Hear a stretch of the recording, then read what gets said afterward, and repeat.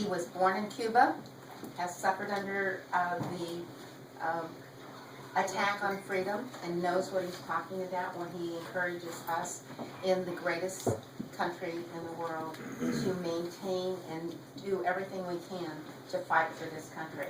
So, and if you hadn't figured it out yet, his son is Senator Ted Cruz, who has been standing strong in the U.S. Senate, being bold, being called a wacko bird. I told him I was a fellow wacko bird. But at any rate, Pastor Cruz has been going around the country trying to encourage people to fight for this nation, to show up, to vote, especially those who occupy our pews. So with that, I'd like to introduce Pastor Rafael Cruz. Thank you. King called Ted a wacko bird. Hundreds of contributions began coming to his website unsolicited. So I called Ted and said, you need to send John McCain a thank you note. Let me just say something about Common Core, since Diane was talking about trying to stop Common Core. I have a friend in Wetumpka, Alabama. Her name is Becky Gerritsen. Becky Gerritsen is the president of one of the largest tea parties in America. She's president of the Wetumpka Tea Party that has over 350 people in attendance at the Tea Party meetings. She has a 7th grader as a son. She looked at the 7th grade reading list from Common Core. There was a book in that list written by a pedophile talking about how he felt when he raped a baby. She showed me a little piece of paper with 6 one-line sentences that she pulled out of that book. She went before the school board in Alabama and she said, let me read you 6 one-line statements from this book that children in 7th grade have to read. She read the first line and everybody in that school board was screaming, you cannot say those obscenities in the school board. And she said, oh, I cannot say these obscenities in the school board, but my child has to read this garbage. And I don't think she said garbage, but Yeah. Anyway, she says, let me read you the rest of it. She begins to read the second line. They had 2 bailiffs take her physically out of the room. And of course, they didn't do anything about that. Common Core is insidious. Common Core is promoting pornography, promoting sexual promiscuity, promoting secular humanism, destroying the values that we are trying to instill in our children and grandchildren. Now, Common Core is becoming the law of the land all over the country. Why? Because we have been, money, Bill Gates put $300 million into Common Core. $300 million from Bill Gates. Think about it when you promote Microsoft. Right. But, the reason why it's becoming the law of the land is because too many people have been too passive. We have become too complacent. It is probably one of the worst maladies that affect us. We just become so complacent. Complacency and political correctness are killing this country. I lost my freedom in Cuba. And I was so grateful to be able to come to the greatest country on the face of the earth. But I see people today that tell me, oh, we can't lose our freedom here. Give me a break, we are losing our freedoms here. The problem is, it's happening a little bit at a time. And we keep taking it, and we keep taking it, and we keep taking it. It's like the old story of the frog. You throw a frog in a pot of hot water, and that frog jumps right up. But put a frog in a pot of cold water and put the pot on the stove. That water is warming up a little bit at a time. That frog is comfortable. That frog is complacent. And you can boil that frog to death. And we are being boiled to death just like that frog because of our complacency. Well, I don't think we can continue to be complacent. This country is on the edge of a precipice.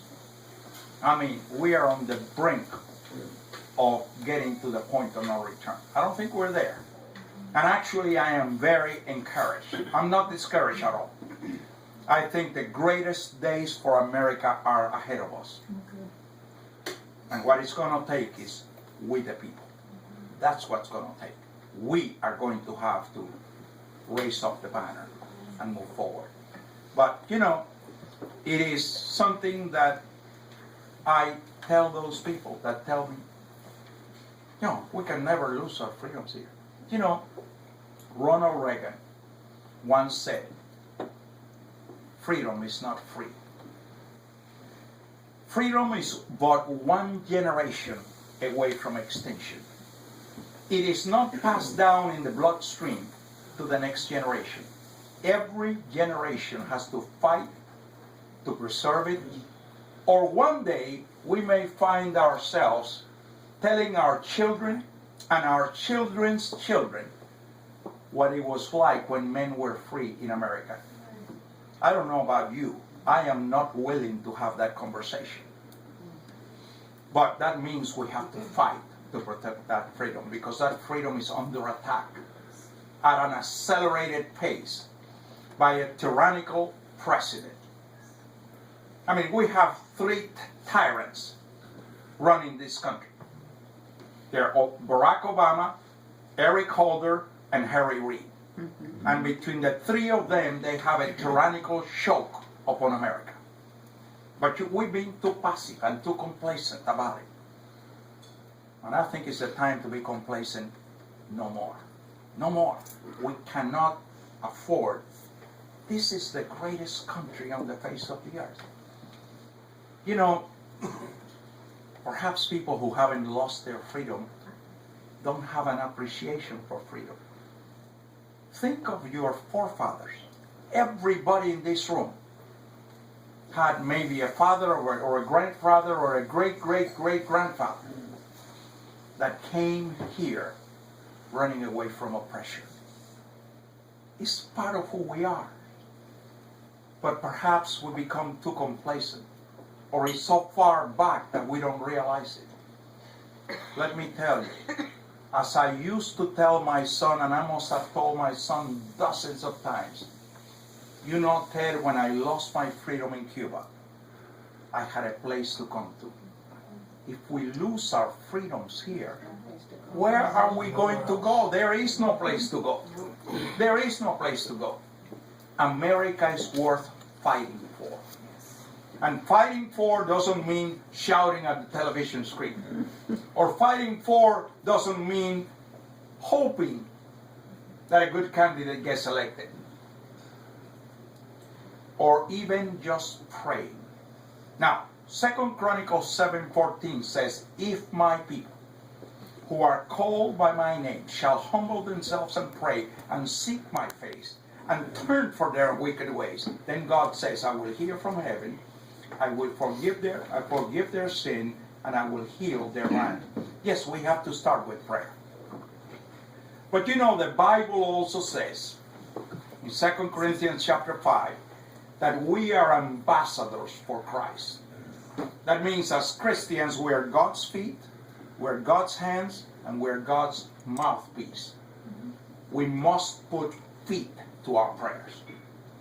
We must get there in the trenches. You see, many Christians have missed the boat in this fashion, and I want to try to explain this because I have come across two different families in two different churches that have told me, well, I never voted in my life. Our family has never voted. Because if God appoints all authority, why vote? And I've said, that's the most stupid statement I've ever heard. But let me show you a way that we may understand that. For millennia, the model for government has always been authority flows from God to the government to the people. Every government around the world has used that model to excuse their tyrannical hold upon the people. Most governments around the world, if not all, have been ruled either by a monarch or a tyrant. And the justification for their oppression upon the people was that model. Authority flows from God to the government to the people, so I have a God-given authority to oppress you. Even in the Old Testament, that was the model. It wasn't God's model. If you recall, those of you who know the Old Testament, people came to the prophet Samuel saying, we want a king like all the nations around us have. And God told Samuel, Samuel, they're not rejecting you. They're rejecting me. And see, the people of Israel also put themselves into that man-made model. Authority flows from God to the government to the people. And that's how they justify their oppression upon the people. Now, let's come to the time of the framers. And at the time of the framers, God gave them a different model. And you see, I believe without a shadow of a doubt that outside of the Bible, the two greatest documents that have ever been written are the Declaration of Independence and the Constitution of the United States of America. And you know why? Because those framers were on their knees seeking revelation from above. And that's what they got. And the model that we have in the Constitution is not authority flows from God to the government to the people. The model we have in the Constitution, hear me well, this is very important. The model we have in the Constitution is authority flows from God to the people to the government. Totally different model. Authority flows from God to the people to the government. That's why the first three words in the Constitution are what? We the people. All authority has been placed upon we the people to elect righteous leaders. We are the ones who have to do it. You see, what we need to shout very loudly, not only to the government in Washington, but to the government in New Hampshire, is that they work for us, we don't work for them. And too many of them think that we work for them. So we got to be very clear. The authority is not on government, it's on we the people. But with that authority comes an awesome responsibility for us to elect righteous leaders. As a matter of fact, I'll even put it this way. If you don't elect righteous leaders, you're being disobedient to God. If you're not voting for righteous leaders, you're being disobedient to God. When we understand that model, then you don't have any reason why to get disheartened because of what's happening. We have the power to change it. But it's got to come from we the people. You see, we got to stop pointing the finger. You know, every time you do that, there are three fingers pointing at you. Let me tell you, we get lots of excuses for people not getting involved. One of the most common excuses you hear, and I'm sure everybody in this room, I'll guarantee you everybody in this room has heard this excuse. Perhaps many of you have even said it. And the excuse is, politics is a dirty business. I don't want any part of it. Have you heard it? No. I'm sure. I'm not going to ask you if you say it. Politics is a dirty business. I don't want any part of it. I want to share a verse of scripture with you. It's in the book of Proverbs, chapter 29, verse 2. And it says, when the righteous are in authority, the people rejoice. When the wicked rule, people mourn. When the righteous are in authority, the people rejoice. When the wicked rule, people mourn. If the righteous are not running for office, if the righteous are not even voting, what is left? The wicked electing the wicked. And it is our fault. It is our fault. I mean, I was sharing with some people in the living room a few minutes ago. I came across a statistic a year ago that blew my mind. The statistic said that in the United States of America, there are approximately 89 Bible-believing Christians. People that read the Bible every day, pray every day, and go to church at least 4 times a month. 89 million. Of those 89 million, only 50% are registered to vote. Wow. And of the 50% that are registered to vote, only 50% voted in 2012. Yes. That means 3 out of every 4 stayed at home. Oh my. Tell me if it's not our fault. Wow. You know, just someone was saying to me a little while ago, well, we don't have the best candidate for Senate. It's we the people's fault. If you don't have the best candidate for Senate, it's because not enough of we the people voted in primary to make sure you had the best candidate for Absolutely. Yeah. Senate. So it becomes our fault. We can't point the finger, it is our fault. Now let me tell you, there are more of us than there are of them. There are more people of principle in this country than there are wicked people. We are the majority.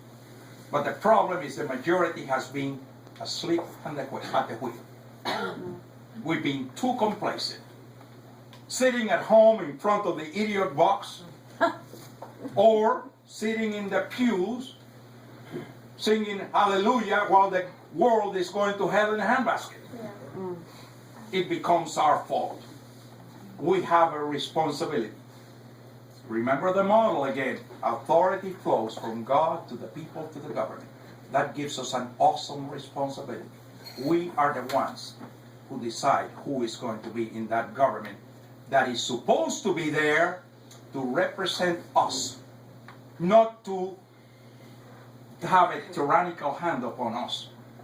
That's not the model either, because they don't get the authority from God, they get the authority from we the people. When we understand that, we'll start exerting that authority. So it is important that we realize what the model is and where the authority is. It's not on government, it is on we the people. So we got to make sure that come November, we throw the bombs out. Yeah. It is in our hands. The problem is, you know, we elect somebody who does a lousy job, and when elections come back and is running again, we support that same guy again, or that same woman again, instead of running a constitutional conservative against that person and making sure that they are thrown out in the primary. Let me tell you, the primary is the game. We have to have enough people in the, and let me tell you, primaries are won by a small minority of people because many people stayed at home. It's happened for too many years. But let me tell you, I'm encouraged. I'm encouraged because every place I go that I spoke a year ago, the crowds are 2-3 times bigger. That means more of we the people are getting engaged. That's what's going to take this country back. We cannot acquiesce. I'm not willing to acquiesce. I'll tell you something. I lost my freedom once. I'm not willing to lose it again. I'll die fighting before I lose my freedom again. And so should you. There's no way we can give up. But you know, we get lied to. We get lied to over and over and over again. And we become callous. We either don't hear or we don't want to hear. And so we think it's not our problem. Well, I'll tell you what. I know what it is to live without freedom. And I'll tell you, it's a scary thought. It's a scary thought. Let me tell you something. When I was living in Cuba, before I was captured, I had friends that were captured by an army patrol. And 2-3 days later, they would appear on the streets, shot. The headline was always the same. They tried to attack an army patrol and they were shot in self-defense. When you see the government in this country trying to take our guns away, I mean, there's a concerted effort to take everybody's guns away. You know, one of the things that Eric Holder has been pushing is something he calls a smart gun, which is anything but smart. I don't know if you ever heard about this so-called smart gun. It is a gun that has an electronic device. You wear a wristband, and listen to me, by GPS, that wristband communicates with the electronics in your gun, and you are the only one who can fire that gun. Now, you know there's something else that the GPS does? Shuts it off. No, not only that. Tells them where you The are. government knows exactly where you and your gun are. So you talk about control. Now, but let's just think about how stupid it is. Let's suppose that you took your wristband to go to bed, and an intruder comes into your home. You think you're going to have time to go find the wristband to go shoot that intruder before the intruder puts a dozen bullets in you? Or let's say another thing. Let's say you have your wristband on. You're being very concerned. You sleep with your wristband. And let's say that you are in the shower and your spouse is in bed. Your spouse is in bed. And now here's the intruder and your spouse grabs your gun. No way they can shoot the gun. It's idiotic. But the main danger I see in it is that they know who's got the gun and where the guns are. You know how easy it is then to take away all the guns? And look at history. George Santayana, a philosopher, said, if we do not learn the lessons of history, we're bound to repeat them. We need to learn the lessons of history. Hitler took away the guns. Stalin took away the guns. Killed 20 million people. Mao took away the guns. Killed 50 million people. And Pol Pot did the same thing. Castro did the same thing. Every government that has taken the guns away then has used it against the population. Do you think the same thing may not happen in America if we give up our guns? Well, I ain't giving it. But they are, that I am sure is the idea behind this smart gun. And look at, it's been quite some time now that very difficult to buy ammo. The government has bought, I don't know how many, hundreds of millions of rounds of ammunition that they are hoarding. It's hard to buy ammunition today. You think that there is a method behind the madness? So, we need to be concerned. And as a result of that, gun sales are skyrocketing. In Dallas, where I live, every weekend there's a gun show.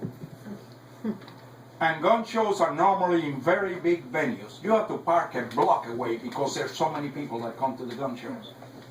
We have now a couple of gun ranges in Dallas that are over 30,000 square feet. Just the area inside. CHL classes, everywhere they're holding CHL classes because people are concerned. But there is a method behind the madness. And we have to be concerned. We cannot continue to drink the Kool-Aid. You know, I look at our history. And I look at what's made America great. And you know, we have a very unique history. Do you realize that America is the only country on the face of the earth that was founded by men and women seeking the freedom to worship God? Those people that came, the pilgrims, they came because in England at that time, if you were not a member of the church, if you were not a member of the Church of England, you were a heretic and you were persecuted. That's why they came. But even then, the first year that they were in this settlement in Plymouth, they decided to try a communist experiment. They basically said, let us all work the land together, and we will share in what the land produces. But that experiment was a total failure. You know what happened? The strong could plow maybe several acres in one day, but the weak maybe could do a quarter of an acre. Well, it wasn't very long when the strong said, we've been dumb. I ain't doing any more than that guy over there. So what happens is everybody got reduced to the least common denominator. As a result, there were no crops. They almost starved to death. But they were smart enough and flexible enough that the second year they said, this didn't work. And they said, I'll tell you what, each of you take your own plot of land, you work the land, you feed your family. And the free enterprise system was born in America the second year of its existence. Now, if we tried it 400 years ago and it didn't work, why would we be dumb enough to try it again? That doesn't make any sense. I mean, how can you drink the Kool-Aid on the socialism we're seeing in America today?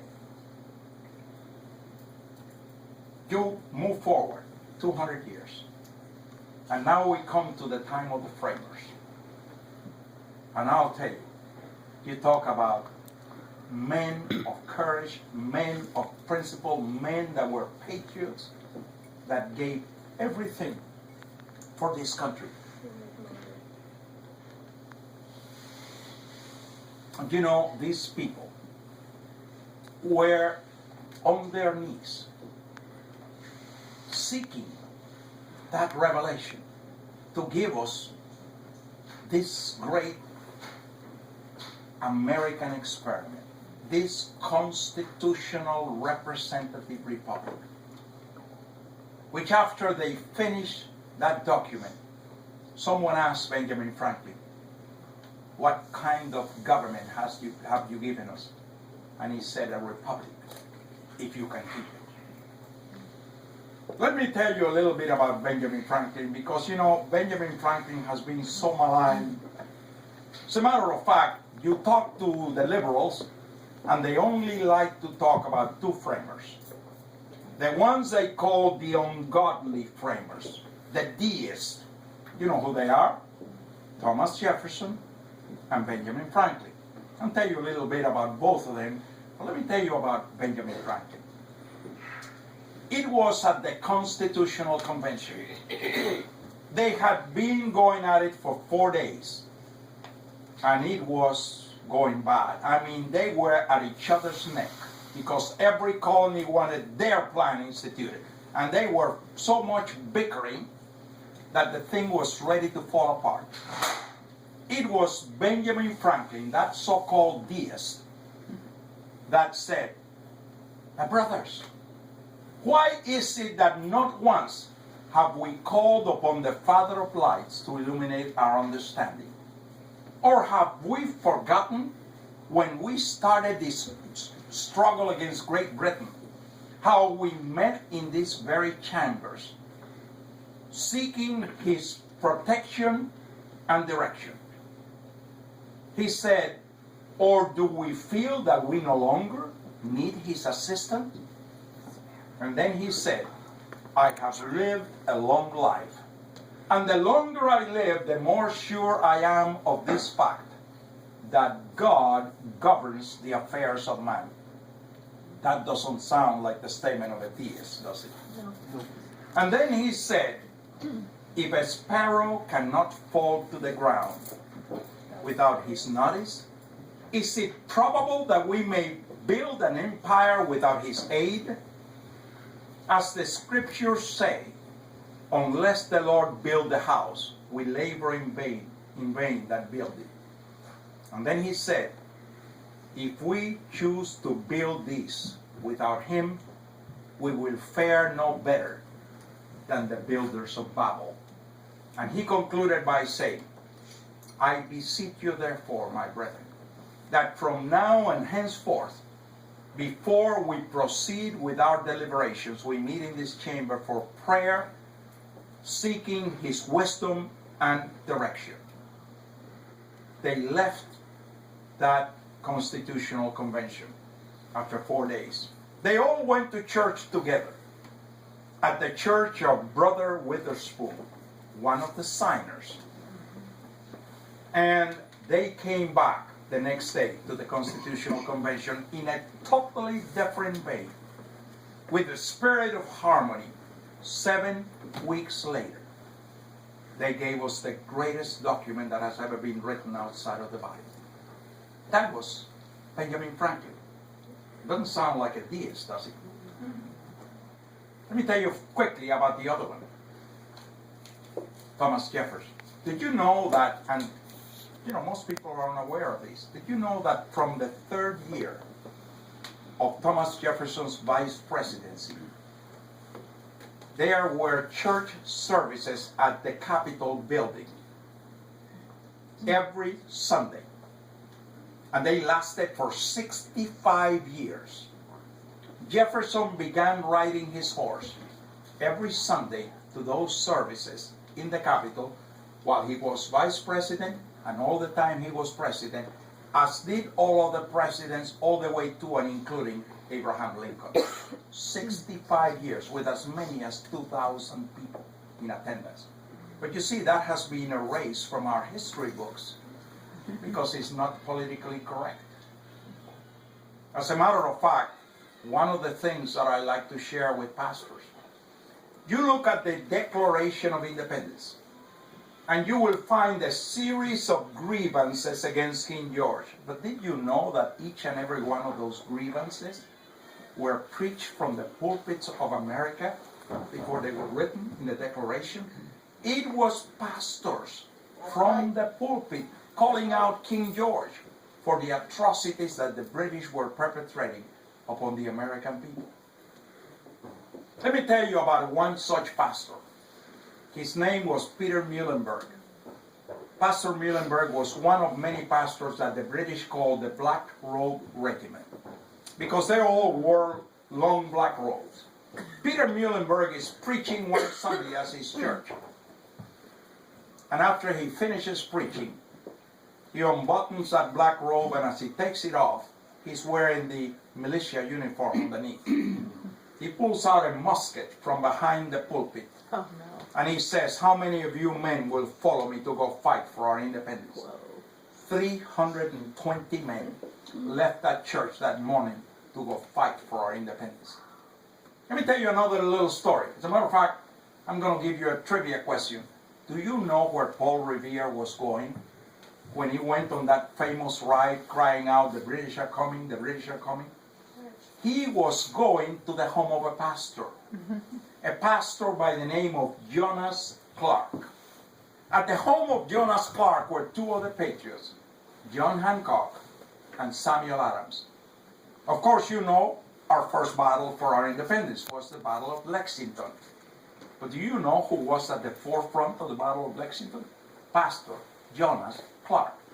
You know who was fighting with him? The men from his congregation. It was fought right outside his church. But you see, that has been again erased from our history books because it is politically incorrect. We need to restore that history so that our children know where our values came from. It's not in Common Core. No, not in Common Core. Common Core doesn't even tell you how to add 2 plus 2. Right. But that's why we need to get rid of Common Core. That's why homeschooling is exploding all over the country. And private schools and Christian schools, because people are more and more refusing to cram that Common Core into the lives of people. But you know, we need to get back to those founding principles.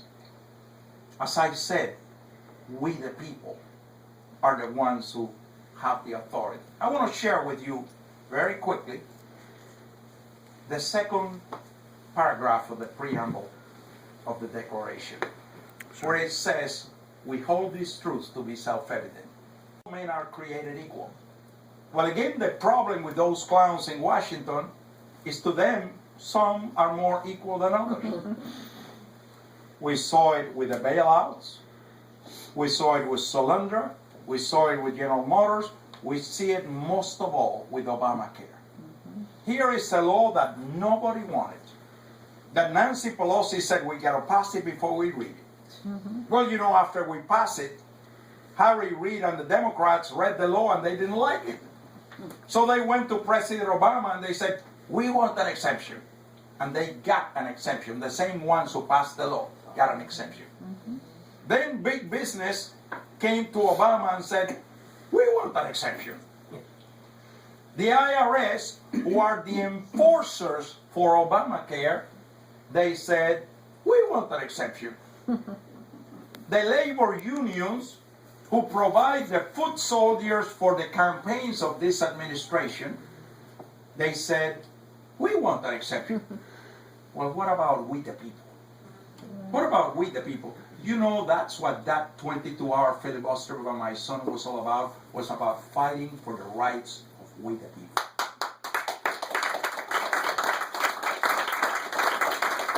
But the Declaration continues that they are endowed. And what are the next 3 words? By their Creator. By their Creator. You see, 3 words that this administration wants to erase, because they want you to believe that those rights come from almighty government. But it does indeed say that they are endowed by their Creator with certain unalienable rights. But you know something? The only thing that makes those rights unalienable is if they come from our Creator. Because if they come from government, guess what? Government can take them away. You know, Thomas Jefferson said, a government big enough to give you everything you want is also big enough to take away everything you have. But it does indeed say that it is by our Creator. That's what makes them unalienable. And then it lists those 3 rights in order of importance. Life, liberty, and the pursuit of happiness. All life is the most important. Because of life, you're dead and you can't have liberty or pursue happiness. You're just dead. Life is under attack from the cradle to the grave. 1973, 9 unelected justices of the Supreme Court decided that a baby in the womb did not have that unalienable right to life, as stated in the Declaration of Independence, and they legalized abortion. 57 million babies have been murdered in America since then. And you know, the war on women that the libs are trying to tell us we're in, you know what the real war on women is? Of those 57 million babies that are being killed by abortion, half of those were girls. 28.5 million women, girls, were killed by abortion. That's the real war on women. Part of that same real war on women are those 28.5 million mothers, actually 57 million mothers, that have the scars of the guilt of that abortion, whose scars need to be healed. That's the real war on women. But, you know, it's not much better at the other end. You know, if you look at every country that has socialized medicine, care for the elderly is rationed.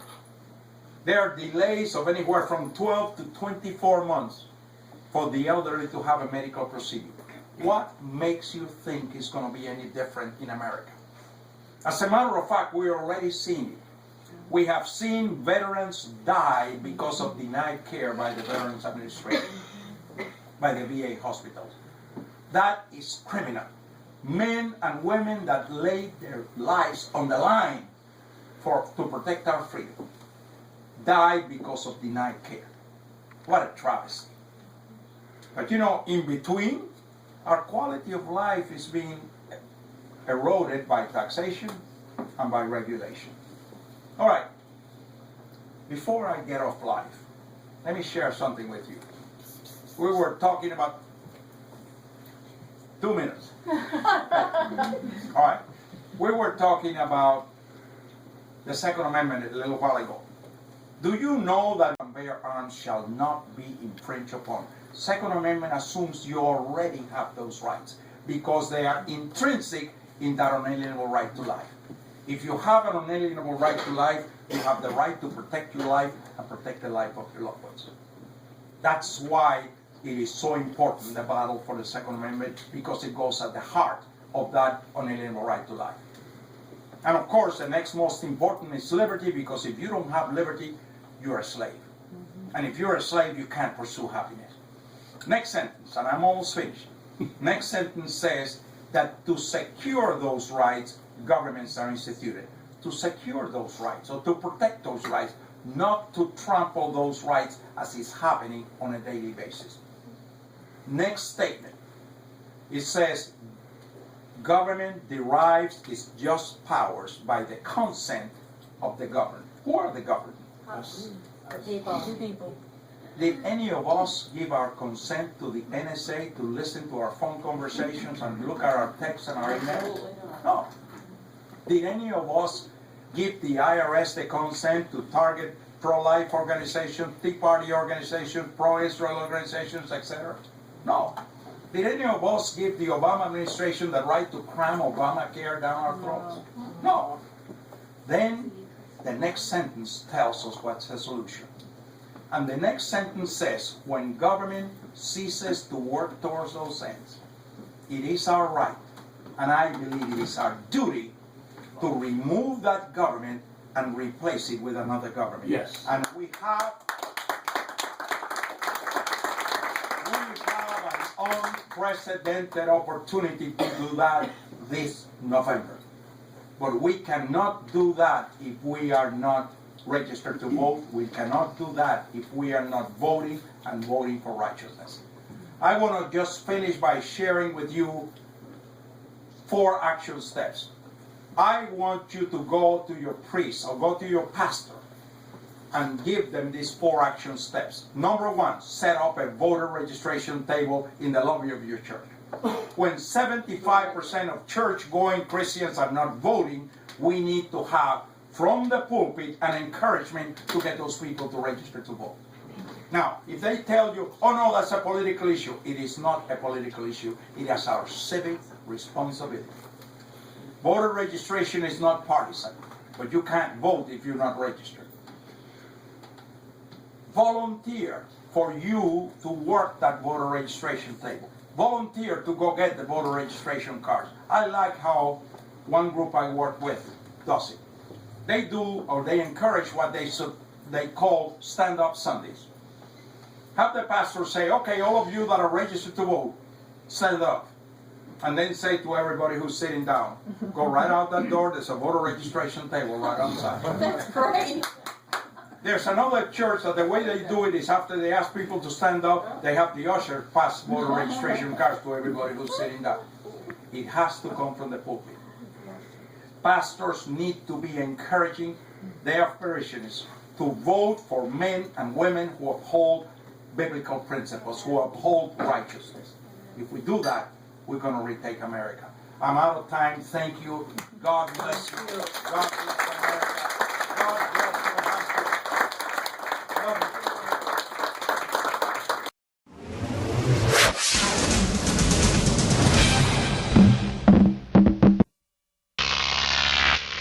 Grok TV.